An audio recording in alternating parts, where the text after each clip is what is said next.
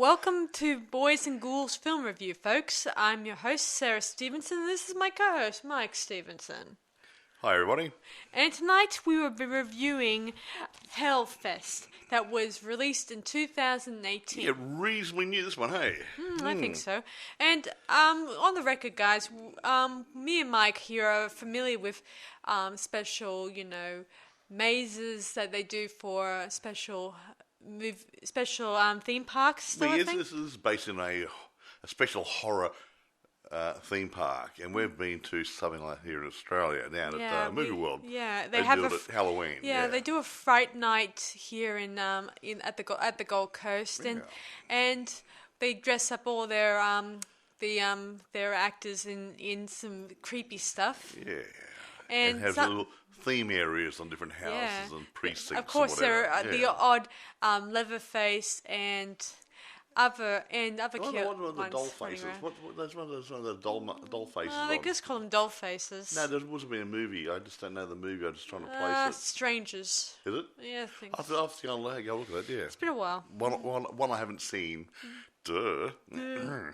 Yes. Apart from we watched this last night, and we watched Tammy and the T-Rex. Yeah, that's it's a comedy actually, but it's we may or may not review that one, but it is funny. Hang on, honestly, we probably won't review it because we don't normally do comedies. But unless we get the odd. If we're stuck for ideas, we possibly will. But anyone likes a good, a bit of a. Oh that sort of one of those little movies. Have a look. Tammy and the dinosaur T-Rex. Tammy and the T-Rex was done when a couple of years ago, was it? Yeah, a couple of years ago. Yeah, and I really it wasn't too bad for me. I mean, it was. It's funny. It's funny, but anyway, we're not talking about that one. No. We're talking about this Hellfest. Let's move on. So this movie is a horror. It's a slasher. A slasher, and of course, it has all the horror slasher things that you have. It's got all the usual things you get to expect in a movie of this caliber. Sometimes you have obnoxious teenager, oversexed boyfriends. All of the above. All the above stuff. Nothing new under the sun. Yeah, and of course, our final girl who has has her reasons for disliking this. We will get into the final girl later on. Yes. Okay, we'll roll into it now like we normally do. Produced by Gail Ann Hurd and Tucker Tooley. Directed by Gregory Plotkin. Now the story was actually written by William Pennick, Christopher C. And Stephen Susko. The screenplay, however, was written by Seth Sherwood, Blair Butler, and Akela Cooper. Now, interesting bit there. Drum roll. 5.5 mil to make. It made 18 million at the box office. Not great, not a landslide. It made money. Most of the critics didn't like it for one reason or another. Rotten Tomatoes didn't like it. All the other things didn't like it. Only one critic had anything positive to say about it. Now, it's not top of the pile for me either, but I'm certain it shouldn't be relegated to the bottom of the pile either. How's that? I do think that's interesting. I mean, considering the mazes, the horror, those special haunted house mazes that you see in your theme parks, they're a lot of fun. Especially the fact if it's a maze where you just walk through it and watch actors pretending to be killers or zombies or anything like that. Or a zombie or whatever. I really enjoyed them very much, and I would love to see an actual real Hellfest somewhere in Australia one day. A real good one. Yeah, where we get to explore mazes, but I guess that would only be... What maze is the one we got here? But it would probably be only special if it happened on Halloween, I guess. Yeah. And it would be rather boring if we just had a Halloween one 24/7 and 7 days a week. Yeah. I'll finish off what I'm talking about here, if the one normal bits. We'll get into it and we'll have a nice chat about it at the end. Okay. Budget $5.5 million. Box office 18, as I said before. Who stars in it is a big Wait a minute, question. I'll get you there in a minute. It really had a good take on the first week and then started to slow down on the second and third week. So maybe there could have been some other movies on at the same time. I believe there was movies like Smallfoot, Night School and Little Women on at the same time. Yeah, I seem to recall that. This may not have been strong enough to hold the audience. Don't know. Yeah, I Wasn't don't know there which at the time. Little Women are referring to. There was Well, there must be new ones. there were like 3 came out in under 3 years. Well, this is another one. Okay. Like they did, like each year did their own segment of Little Whatever. Women. But I'm not going to talk about that. So Anyway, moving on. Let's move right along. So maybe there could have been some other things there pulling people away, and maybe the movie wasn't strong enough to stand up against them. So I don't know. Yeah. Anyway, pretty much. Just moving over to the artiste. Now, okay, I'm not going to go for everybody because really the main people are really the girl, Natalie, who's sort of like a final girl. She's played by Amy Forsyth. There's her best friend is Brooke, and she's played by Rain Edwards. There is a guy. There's a girl there living with Brooke called Taylor, and she's sort of a weird. Yeah. Weird girl. Yeah. A played bit weird. by Bex. She's not too bad, but she's really she's interesting. Not snarky, if that's a word for it. But I think she didn't like Natalie too much because of her being a bit a prudish type. Whatever. Let's move along. That was played by Bex Taylor Klaus. Is that the right word, prudish? I'm not sure. No, I don't know if it's a prudish. She just wasn't the party animal or anything. Okay? Yeah, that's probably it. Anyway, Bex Taylor Klaus played Taylor. Now, I'll just drop down a bit. Natalie had a guy interested in her, and he dies early in the movie. I'll mention him just in passing. Gavin is played by Robbie Attal. And drumroll.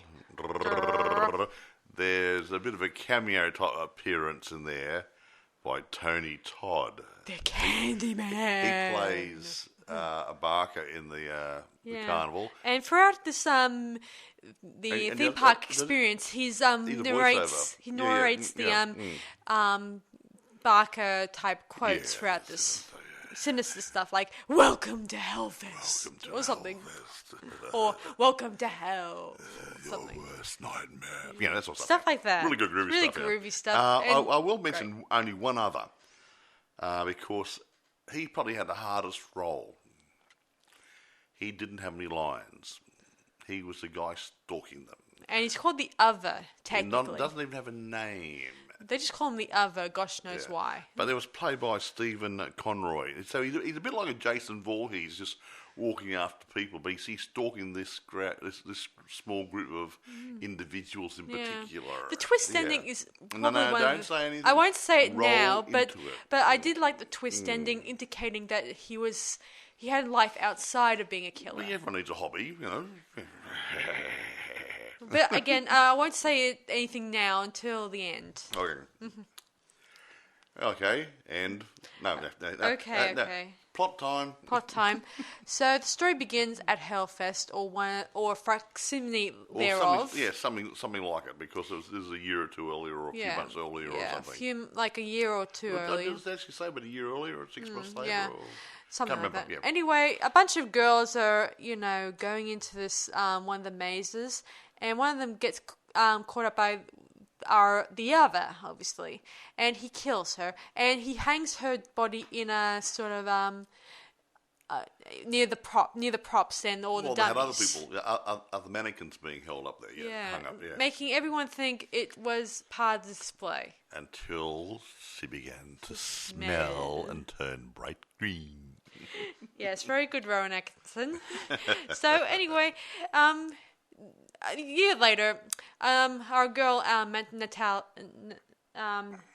Natalie is going to a friend who lives with her friend, her friend her friend Book is living with a girl named Taylor who doesn't like her very I much. think Natalie went away to school or something, and she's come back home. Yeah, like for the holidays. Yeah, somewhere. Yeah, anyway. So she's not too keen about going to a Halloween theme park, whatever. And she's not into the hoary gory. She's not the first one. I mean, most of my friends are not in the horror gory stuff. Oh, I am. And they're not interested too much about listening to some of my podcast episodes. I won't hold it against them. Well, so some of Sarah's friends, girlfriends, lady friends, prefer fantasy type movies. Well, some of them are also guys, but I won't hold it against them. Well, some of the guys aren't into the violent movies either. You don't have to be. Like my son-in-law, he likes action adventure movies. Doesn't like horror movies at all. So he doesn't understand why we watch them. So So what a strange moving man. on. So they like hanging at this house for like 8 minutes. I know it was 8 minutes, but it felt like a day.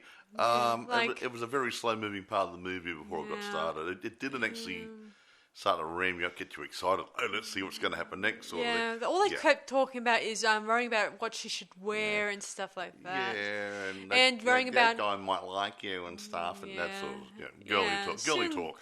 Soon enough, they arrive at Hellfest, and everything is in full swing. And Yeehaw. Speaking of swing, our dear old killer, he kind of arrives there, and he doesn't come with either any killer devices. The people who allow these people to enter would scan the they had security people. guards there with wands to do the metal detecting. Check if you have any weapons, guns, knives, you name it.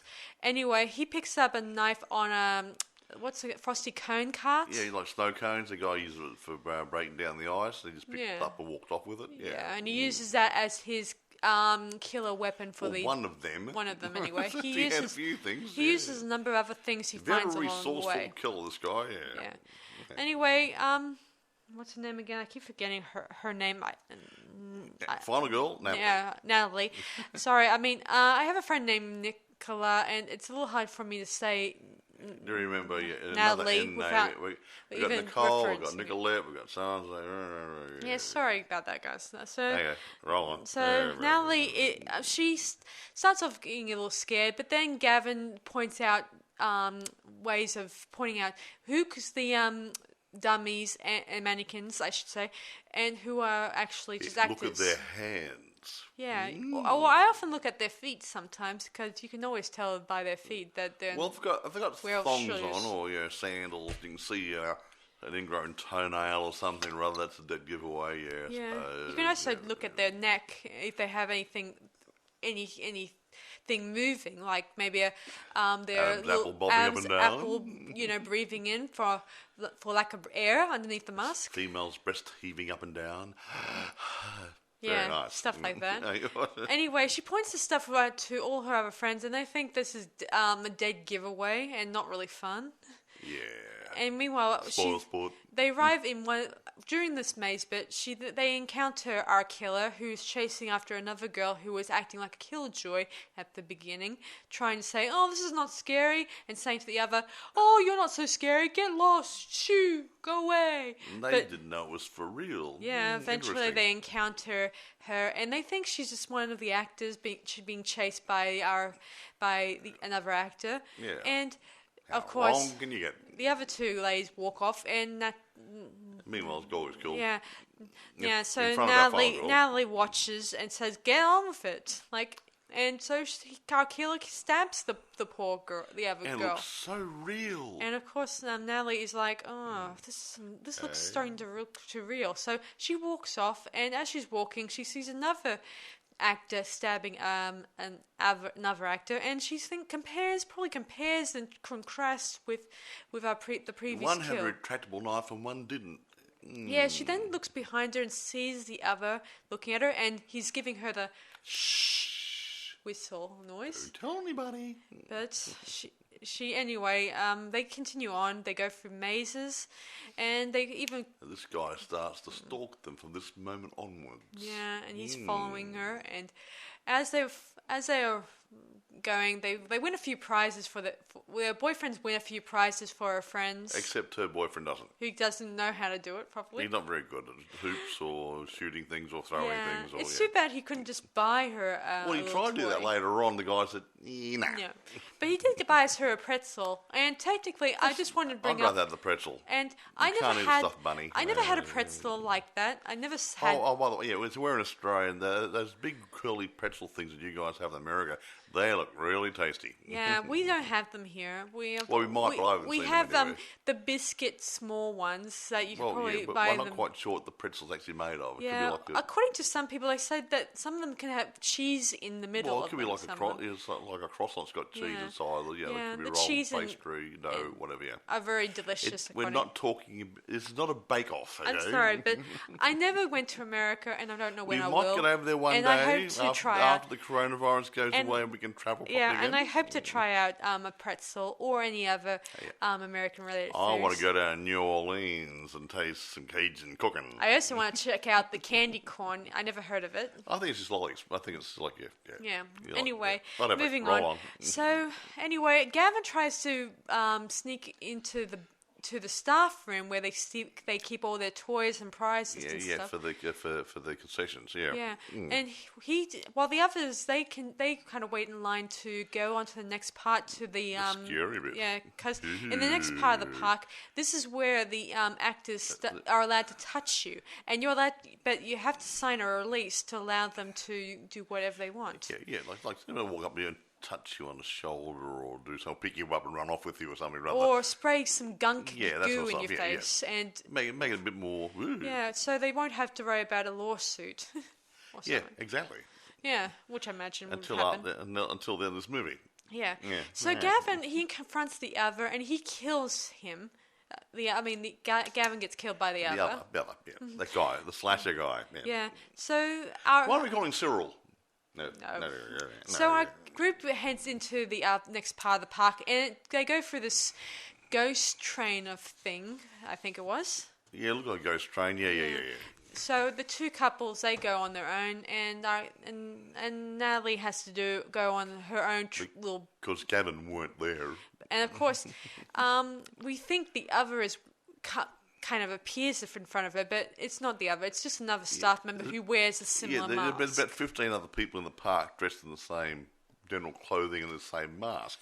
And so the other is actually using the same gear so he can blend in. What a smart stalker. Yeah, I had a theory about this, folks. I theorized that our killer used to be an ex-actor or engineer, and that's why he knows a little bit about the park environment a little bit more. Like, how does he know where to pop up and where he can start stalking the victims? He gets around pretty quick. Yeah, meaning he might be an ex-actor or an engineer, and he got sacked by his bosses for gosh knows maybe reasons. not. He just maybe didn't like doing it. And I suspect he has more fun doing what he's doing. Yeah, I think there's a hidden agenda here, but we don't see it in this movie. Anyway, moving on. So she still creeped out by the fact this guy is wearing the mask, and as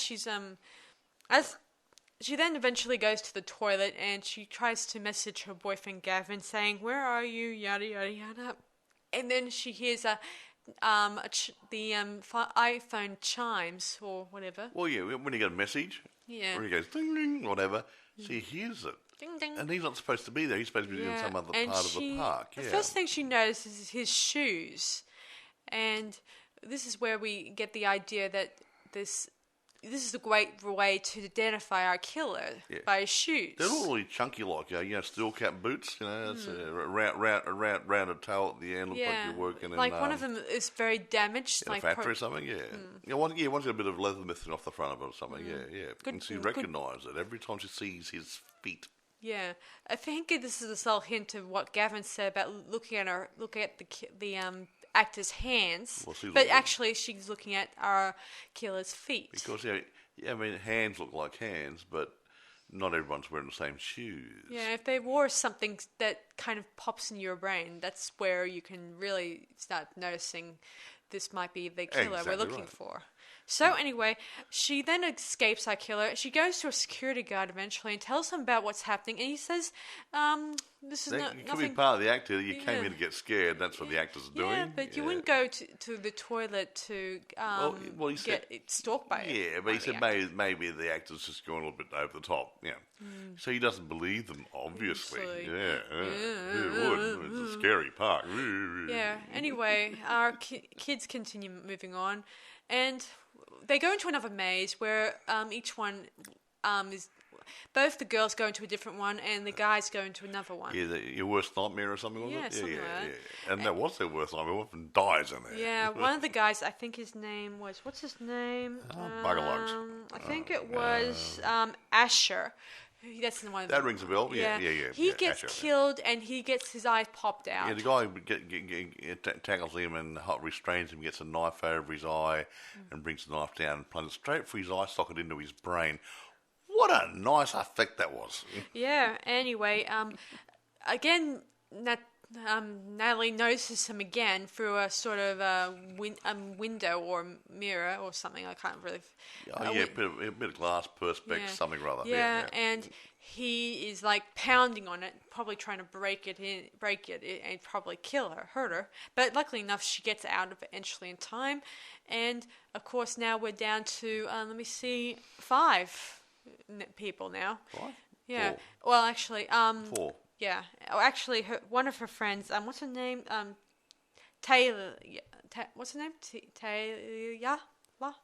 Taylor, the girl. Yeah, she gets coaxed into doing a performance Performing? on stage. Yeah, dragged into it. Yeah. And she thought it was all fun. Yeah. She was going to get a head lopped off Yeah. in front of all the people. And the barker, turns out to be Todd. Tony Todd. Yay. And he's like, "Welcome to Hellfest. We're here to make a punishment." Yada yada. Hey, So- Tony. Yeah, I hope you're listening. Yeah, very clever. I certainly like that scene. And eventually, they chop her head off, and Well, theatrically cut her head off. Theatrical. And everyone thought, oh, horrible. And, And- she popped her head up and said, ta-da. Yeah, and- and she thought it was really good. and- And then everybody left. And Natalie thought it was, considering that she notices the executioner's feet, He got his same shoe. and she tries to fight against the security, try to tell him that this is real, all that stuff, and the security guards were about to escort them out. Out of the park. Yeah, she's Yeah. she's a troublemaker. Yeah, but eventually her theory is not knocked. Dear Not old, knocked? Who's there? yeah, the very girl who was going to get her head locked off. Almost did. Gets eventually killed by this very the other, but actually she doesn't get killed by the Guillotine. Guillotine. Well, he tries to, but it's a bit blunt, and he wounds her neck Yeah. a little bit. Yeah. Yeah. So he says, "Oh, bugger this," Yeah, she eventually escapes him, and she runs, and of course no one notices her first, thinking that she's just another actor running through the park. But eventually our killer catches up to her and stabs her, and then she stabs. That's right. He stabs The guy. Quinn, Yeah, yes, Quinn, yeah. and who was the other guy, and then So down to the 2 girls. aren't yeah, we? and all Yeah. the customers starting to realize, oh my gosh, this looks We real. think there's a problem, Houston. Yeah, our security guards try to tackle him, but luckily enough, he gets the upper hand. He doesn't get the wrong guy. What? They tackle yeah, the wrong guy. Yeah, they get the wrong guy. So it turns out he had red sneakers on. Had different shoes. Aha. Yeah, so our 2 girls, they run into what I call Welcome to Hell maze. And Well, they thought it was a way out. Gee, it didn't have exit written above it, did it? No. Didn't say And way out. according to them at the beginning, Welcome to Hell is the most scariest of mazes, according to them. Yeah, well, And it looked good to me. Although Oh, it looks like the other, exactly like the other ones we viewed. Speaking of the mazes, throughout this movie, the director wanted the actors to go crazy and have fun in throughout this movie. And why not? And to make it look real for the viewers at home. That's probably one of the reasons why it ran a little too long. It Because didn't run that long. They an hour and a half. true, but anyway, moving on. So our 2 girls, they run through the maze. They try to find weapons, but they're fakes and stuff. Yeah. But unfortunately, actually, he finds a weapon. He found something like a big fire axe. You know, the one they axe one side and the pick on the other side. Yeah, why like does he get a real and one? And that was in a display with a mannequin, unless he planted it there. Maybe. Ah. Yeah, as I said before, guys, he may have worked there. He may have been either an engineer or maybe one of the designers Actors there. Or what, it could have been anything. He could have just put it there and left it there for a chance he might need it again. Yeah, might need an axe. Yeah, never know. Yeah, so he chases. Mood suits. Yeah. He chases the girls, and the girls get the upper hand. They get weapons and hide, and eventually Natalie gets the upper hand, and she doesn't double tap him like most final girls would. But eventually the security guards come and they turn on the lights and they try to search through the maze. They saw a bloody pool on the ground, but no other. Yeah, the two girls are safe, and meanwhile we hear on the radio about how there's a slasher killer in the park, yada yada yada, and then we watch as a car enters a suburban area. Yeah, just driving quietly and like a good responsible driver he is. And the other we mentioned, he steps out of his car and he heads into the garage where he opens a cabinet which is filled with different masks. 5 masks or 4 masks and some souvenirs. And according to this, they said that they mentioned about a killer slashing a girl, 1 year earlier, but they never mentioned anything about any other instance. But I suspect that maybe the owners of the park kept it quiet. Possibly. My theory. A lot of people don't believe that it doesn't make sense why he doesn't. It's not mentioned on the news or mentioned in Well, what's the point? We don't know. It said somewhere that it's this Hellfest carnival thing, whatever, horror show moves around a bit too. So it might be here for 12 months and then picks up and goes to another town or city or something. Yes. So he might be following that around. Yeah, exactly. So it wouldn't all be in the same area necessarily. Sounds like something out of Are You Afraid of the Dark, the mini-series, like we reviewed last year. Yeah. That sounded like a little bit like that, almost. Yeah. Anyway, he then puts his mask and some photo booth photos he collected from Gavin and Natalie. See, they took some photos in a photo booth and stole them as a bit of a souvenir. How many people you out there have been in those photo booths there and you come out and you find there's no photographs there because no one loaded the photograph paper in the bloody machine. Yeah. Then Akilo, he enters the lounge room where a little girl, say about 9 years of age, was asleep on the couch. Yeah. Or maybe older than that. And throughout this movie, I should mention, he sings Pop Goes the Weasel. You're just in a low voice. Yeah. Eventually, our little girl wakes up, says, "Daddy!" And he gets down and he hugs her like a nice dear dad. Now. And we don't hear him speak, obviously. He doesn't utter a word. Yeah, and she says, "Did you bring me anything?" He has a little stuffed toy. And then we flash to our title card. The end. Now, my problem is right at that scene gets me. He got stabbed at the Hellfest place. I agree. And maybe a gash on his leg, and he walked in like nothing happened. So he should have been at least limping. Yeah, had a band-aid on his tummy or something. I do think my theories could be correct that he may be the next actor or an engineer who worked on Hellfest, and he got sacked by his bosses, and as payback, he decides to make it his duties to go out and kill at the festivals. Why does he just go and kill the boss? Hello? I don't know. Maybe he just wants to make them look bad, make them squirm and feel uncomfortable in their and lose money and stuff. And possibly if they can in the end have their businesses I guess close your doors completely. I don't. Again, there's no hidden explanation in this movie. There's no hidden agenda. I mean, we just know he's a slasher killer killing student girls.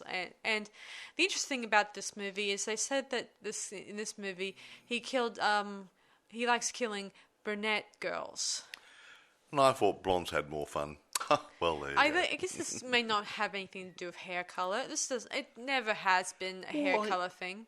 Well, he kills men. He kills women. I don't really think he pays much attention to the colour of the hair. Yeah, but there was a moment when she was in the when Natalie was in the bathroom when she was washing her hands and stuff.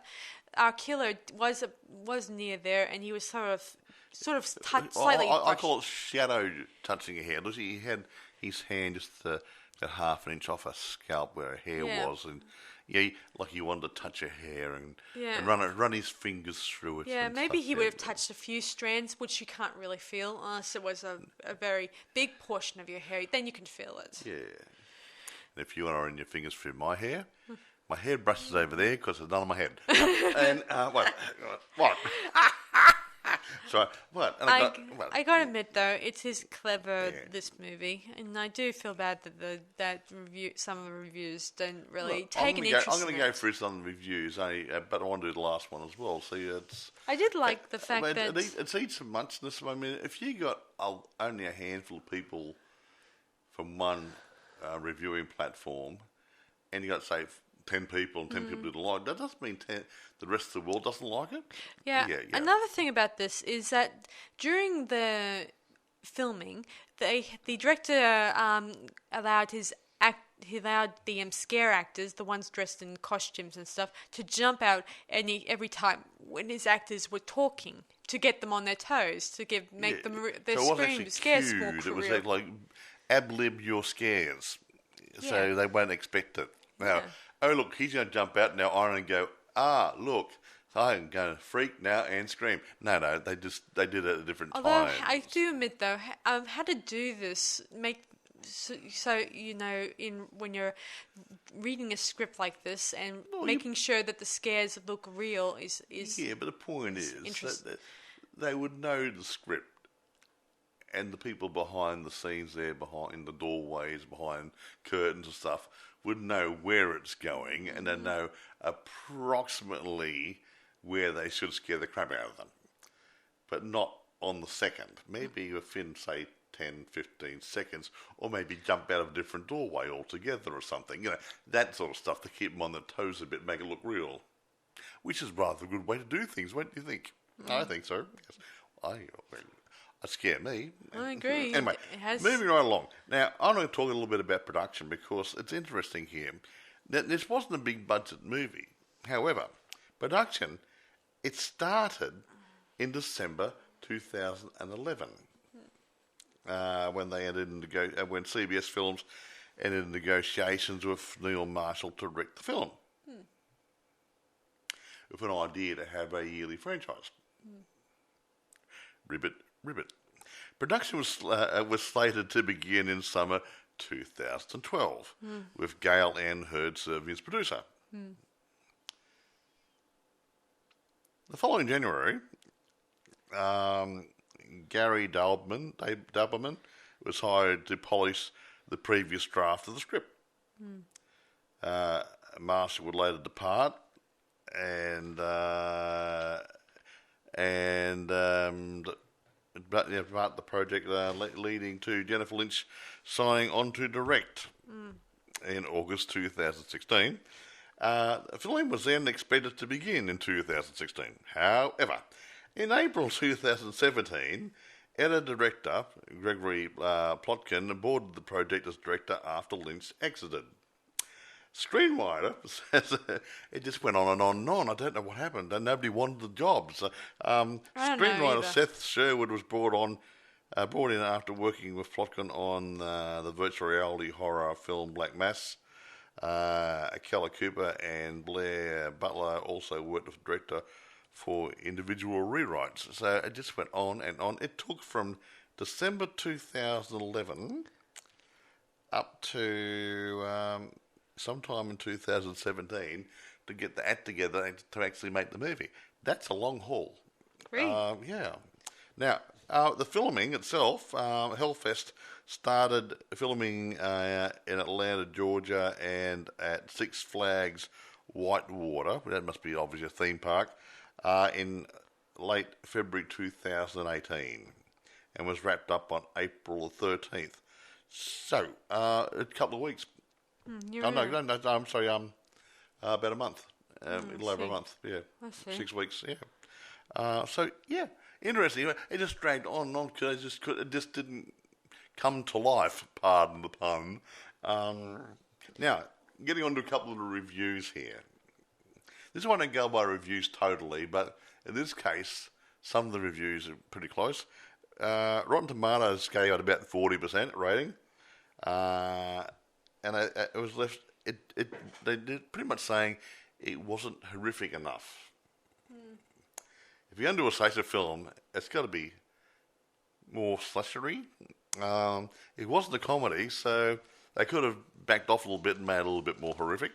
Yeah, so it wasn't enough. I mean, What does the reviewers say about it? that was one of the reviewers. Oh, Okay, so that's Rotten Tomatoes, an aggregator. Metacritic, that way was less, about 26 out of 100. Indicating unfavourable reviews. Didn't say why. Our audience's poll by CinemaScope gave the film an average of C on an A+ to F scale. One of them actually, Nick Allen from RogerEbbett.com gave the film 1.5 stars out of 4 stars. He said Hellfest is a pretty bad movie that makes a great case for more slashing at horror theme parks. Yeah, and that's what. But the last one, I'll skip a couple. Brad Miska of Bloody Disgusting gave the film a positive review with 4 out of 5 rating, stating, above all else, Hellfest over-delivers on its promises. Not just to be a hardcore, old-school slasher film, but to take viewers inside a believable haunt. While Hellfest may not be actually that scary, the idea behind it is as frightening as anything you see in the news today. Well, it is scary. And now he's raised the point. It doesn't have to be blood and guts all the way through it, but the more believable it is, putting in a real type situation that people can identify with, can make it Quite scarier. right. You're quite right. Yeah, how many, hands up, how many people have been to a theme park? That many. That many? Wow. So the point is, if you've been to theme parks, especially at night, they can be a little bit creepy, especially if you're by yourself. Especially Yeah, if yeah. it's all dealing with a lot of Yeah, creepy crap. creepy masks and people giving you odd looks and Yeah. odd and all that stuff. And sort of doing little things like just to scare you a bit. And Yeah. it can be unnerving if you're a bit whatever, but the point is that the fact is it's a sense of reality. Yeah. I think they're trying to get, but maybe they could have done it a little bit different to make it a little bit more exciting. I don't know. I don't know. But anyway, irrespective, I like the movie. It's not top of my heap of favourites, but it's still a good movie to Yeah, watch. I think I agree with you, Mike, and the person who was talking about it. I mean, in reality, when you're writing a script for any kind of horrific movie or slasher, you're going to make it relatable, and it Yeah. has to take place in some place that you may think is, well, you may think that may not happen, anything bad will happen there. But the more real you can make it, and that's it, putting in a real circumstance. I mean, okay, let's go to a deserted building somewhere. Yes, you're going to expect something to happen. Okay, Yeah. so you go to a nice innocent place like a theme park, you don't expect anything to happen, do Yeah, you? I went to It's all these people running around, and everyone I went having a great time. I went into an abandoned building. It was really Oh, when you did that music video thing years ago, no? yeah, it was for a music video thing, yeah. and we were doing a few photos there. Yeah. And it was really and cool. And it can look good, but it can be scary if you hear a noise and you're the only one there. Yeah. It's just a building contracting or something going on, or a mouse or a rat scurrying through the inside I'm not sure the if anyone's wall or allowed something. in there anymore. Yeah. I don't think. But the point is, you're given a situation and you're saying, this looks innocent enough, and something goes wrong. I think it's interesting. Well, like the babysitter. We did that review last year. Was it this year or last year? The babysitter.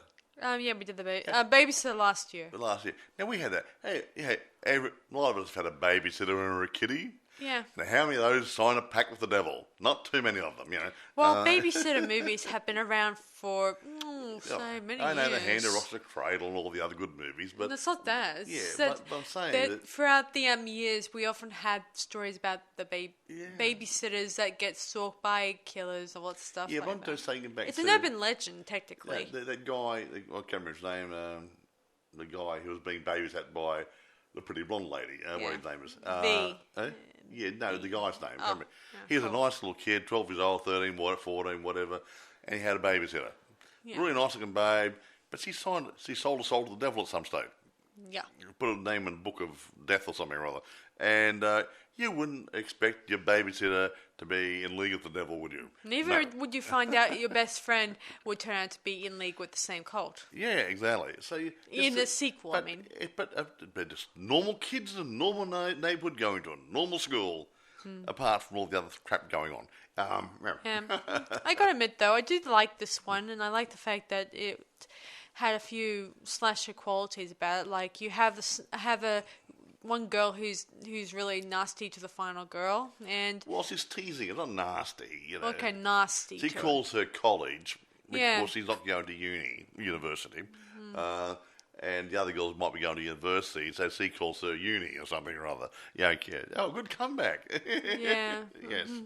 She's an out there in your face sort of individual. Yeah, The I other did one's like quiet, that Taylor character. I like the fact she's really out there, and I have a lot of friends who are out there. Like, they have interesting styles about them that I kind of like. And I would love to apply that to myself, but it's a little hard, especially when you're trying to find Well, your you've own got style. to be that way. You've got to be that way yourself a little bit. If Yep. you're not, you can't make it happen. But you can be a little bit different. But it's really hard sometimes Yes. to change. But anyway, irrespective. And that word came back in. But it is interesting. I would have loved it if she stuck around to the end, but she wasn't. I guess she wasn't a very supportive character. The point is that the main one had to be Natalie, and she had to survive. And Brooke is the best mate. And who's friend. the best friend? Everyone else was expendable. Yeah, Gavin was expendable. It's a bit sad because he was a nice guy He was to a nice Natalie. guy. She was really Nice guys always go finish last, don't technically they? not all of them. I mean, I think I remember in some slasher films where the nice guy gets killed off. So usually halfway through the movie or towards the end, he gets killed just for his girlfriend or something or other. Yeah, or, something. But he was the first one who gets killed Hey, but in you this remember, one. you remember Cabin in the Woods? Yeah, vaguely. Everybody except the nice girl and the stoner were okay. And at the end of the movie, they realised all shit was going to break loose. They're going to die anyways. They sat down and had a reefer. Yeah, why not? I just had a joint. Yeah, I gotta admit, I did. The one thing I like about this movie is the twist ending, where the killer turns out to have a life outside of being a slasher killer. Like, he's not a Michael Myers or a Jason Yeah, he got a Voorhees. little kiddie He at has a home. kid and a family life and Well, stuff. we don't know about family. He came here as a child at home. Yeah. We don't know if he's married. Maybe he's been divorced. His wife left him. He's stuck with the kids. He goes out, lets them just steam him off by killing people. Yeah. And maybe his wife was brunette. Aha! Whatever. I like to think there's a pattern there with the brunettes. who like knows? Maybe he has a brunette fetish, or maybe he has a. It's a little hard because there's no past to the character in this one. There's no, like, Jason and Michael. There's a past, but we still don't understand why they do Yeah, it. well, we don't know why Jason's immortal. True. And it's never been totally explained. He just an ordinary kid, and then all of a sudden he became immortal somewhere along there in the early part of the movies. Mm-hmm. Okay, fine. Mm-hmm. And Michael Myers was just a guy who was just a creepy guy just running around with a mask on. Yeah, and kills his families. Yeah, and who used to get damaged a bit, but he kept rolling on like the Energizer Bunny. Yeah, yeah. Yeah. It is- Anyway, is I have got too much more to say about this one. Otherwise, I can't talk about any production stuff because I don't have any information. Yeah, so, I kind of do like the fact that the director, did tell our main stars to go crazy and enjoy the park and get real scared in the process too. Yeah, well, not really. react like it was real, and I think they did. I mean, they did. When jump scares really, it looked. Not talking. No, real jump scares. Like I'm not talking about fabricated ones. Like if you walk around a corner and someone's coming the other way, and you just don't see them, all of a sudden you're nose to nose. That's a scare. You know, that's not a big scare, but sorry, didn't see you coming. Oh, yeah. Well, put that in a dark setting, not in a hallway. Put that in a dark setting in the right location. All of a sudden, you have what? Right. A good scare. Yeah. Yeah, I Anyway. gotta admit, I did like the lighting in this movie. Anyway, It was like lots of bright colours, different.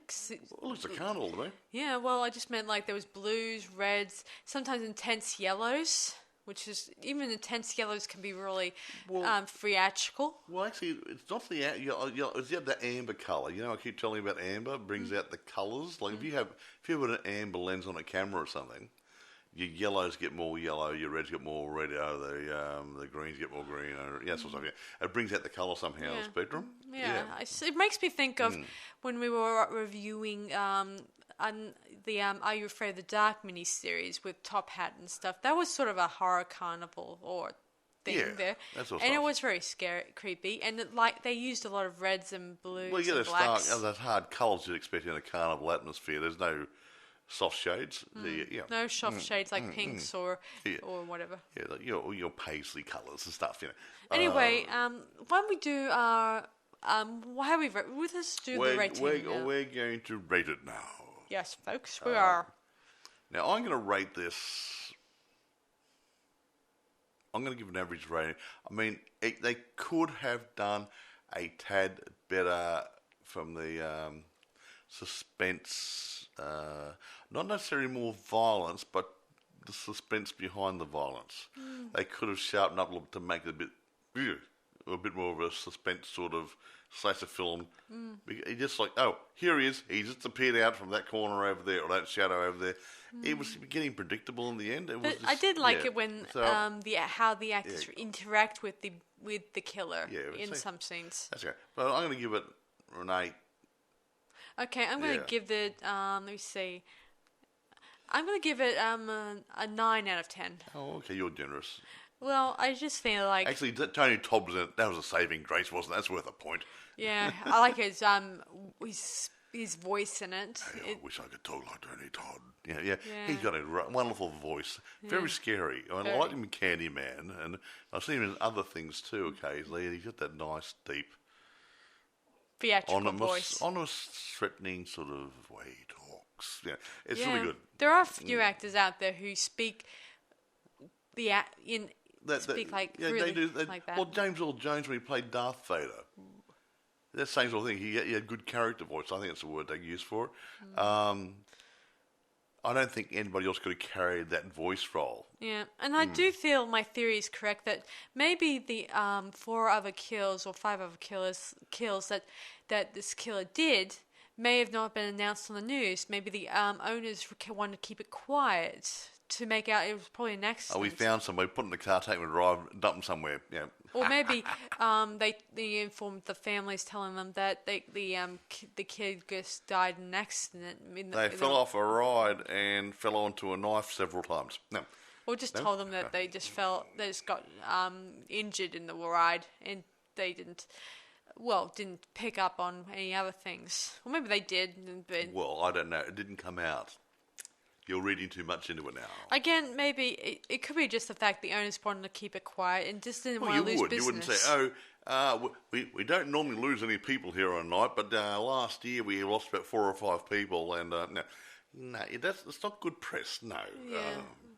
I heard. Didn't think so. I heard of interesting stories about how even here in Australia we have had the odd ride mishap that. Yeah, that's ride breakdowns and accidents and stuff. Yeah, and it kind that's of- not quite the same thing. Maybe not quite the same thing, but Yeah. it has upset people, and the theme parks had to close down for a certain we had number a of couple months. of years ago. We had whitewater Rapids ride, raft ride or something down at Dreamworld here in Queensland, and Yeah. a few people died. They got thrown out of these raft things and got caught up in the machinery, which is actually running the ride. Not a good way to go. No. No, and I've been on that ride, and it's been it's been a few years. But I'm glad I wasn't on that though. Yeah. It's a bit sad when you think about it. Although I would have loved it if I haven't been to Fright Night in ages, so you know. And Well, the coronavirus has slowed since things down COVID here in our country as well, hit, folks. it has made it difficult. And whenever something like this, like Fright Night, starts happening, the holiday people start coming in, or the people try to make Yeah, out the that tourists. I mean, no, I'm not knocking tourists or anything like that, but it's just that it kind of brought in a lot of problems too. Yeah. And no one even bothered to protect themselves from COVID. Okay, get off the virus. Anyway, the last time I've ever gone to Fright Night was probably in 2019, I think it was. It wasn't last year. So No, it couldn't have been. No, it wasn't last year. It was 2019, yeah. Yeah, so that was the only time we ever went to Fright Night. I don't know if we're going to make it this year because we're still having a few resurgences of the virus in some areas, so they might call off this year too, which is a bit of a problem because I want to go back. Me too. I want to wet my pants. You know. I want to check out the rides. I mean, I would love to go back and check out the new mazes, and maybe even do a private PI. You know, no, we got not private. You get a VIP one. pass, which means you can get through the lines faster and go through more haunted houses faster. Yeah, and you can maybe even sneak in your phone. No, you're sneaking your phone anyway. You put in your top pocket like I'm going to next time, and but watch her scream your tits off. No, yeah. Anyway, I guess that's about it for us because I know this sounds boring because I was going through it really fast, but I didn't have time to go for every jump scare in the movie. Yeah, that's the joy of watching the movie. Yeah, because there's some really good jump scares, and the costumes are wonderful. There was even a Dr. Satan from 1000 Corpses, I think it was. That was. Why don't we watch that next couple of days and we do a review on it? We might. That was a Rob Zombie one, wasn't it? Yeah, it's a Rob Zombie one. Awesome. We haven't done a Rob Zombie one, and I don't like him doing remakes of Halloween and stuff, but this isn't the remake of Halloween, so I can do the House of 1000 Corpses. That should be okay. Yeah, well, he according to Rob Zombie, he wasn't too thrilled about doing the sequel himself either. So there you go. Rob, you got good taste, man. So, but he went. The producers said, "Please Rob. do it," and they allowed him to do whatever he wanted with it. Yeah, he could have said no. Well. But he could have been under contract to make so many movies. He was probably told to make it a franchise, and Well, franchises it's not consist the franchise. of two. If you sign up to a production company in your studio and say, okay, we're going to go, we want you to make 5 movies for us. You got to make 5 movies on your contract. And he ended it on a flat note for all of us. Yeah, whatever. Anyway, it doesn't matter. So doesn't matter. So this is I hope you guys enjoyed this latest podcast. I did. I had a wonderable time. And I hope you guys may check out Hellfest as much. Look, it's good. Actually, before I get all right, on eBay, plenty available. Amazon, not too many for sale, but you can get it as rental on Prime. So if they've got it, you should be able to find it in other places as well. So look for it, rent it, whatever. It's a good watch. Look, it's not the top of the pile. But it's a good watch. It's fun, and it's worth a watch. Yeah. Totally. I think so. So anyway, thanks for listening to this latest podcast episode, guys. This is Sarah Stevenson and Michael saying we'll see you guys for our next podcast. Bye for now.